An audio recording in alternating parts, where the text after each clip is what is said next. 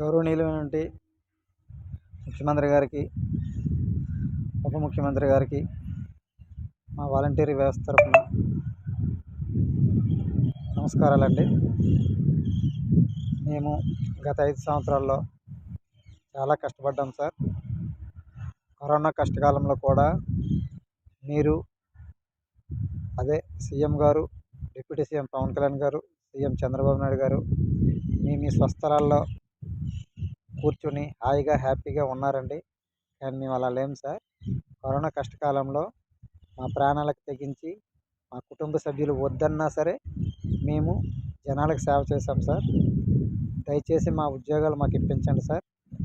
ఎవరికి కూడా మేము తొత్తులుగా వ్యవహరించలేదు సార్. మేము వైసీపీ పార్టీనే కనుక తొత్తులుగా వ్యవహరించినట్టయితే మీకు అన్ని సీట్లు రావు సార్.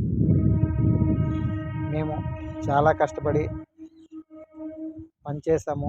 ఎటువంటి భేషజాలు కానీ ఎటువంటి రిమార్క్స్ కానీ లేకుండా చాలా కష్టపడి పనిచేసాం సార్.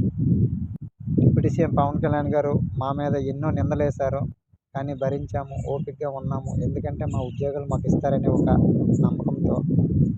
కానీ ఈరోజు నిన్న డోలా బాలవీరాంజనేయ గారు, సచివాలయ శాఖ మంత్రి గారు ఆ ప్రకటన చేయడంతో చాలామంది వాలంటీర్లు గుండె ఆగిపోయేటట్టు పని అయింది సార్. దయచేసి మీరు మా ఉద్యోగాలు ఇప్పించి మాకు మీరు ఇస్తారన్న గౌరవ వేతనం 10,000 రూపాయలు చేస్తారనేసి కోరుకుంటున్నాం సార్. మమ్మల్ని మీరు ఎట్టి పరిస్థితుల్లో విస్మరించదు sir.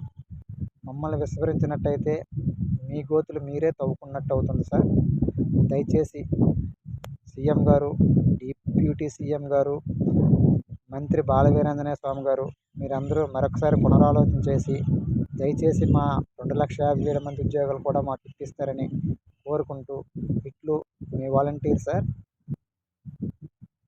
Thank you sir. Thank you.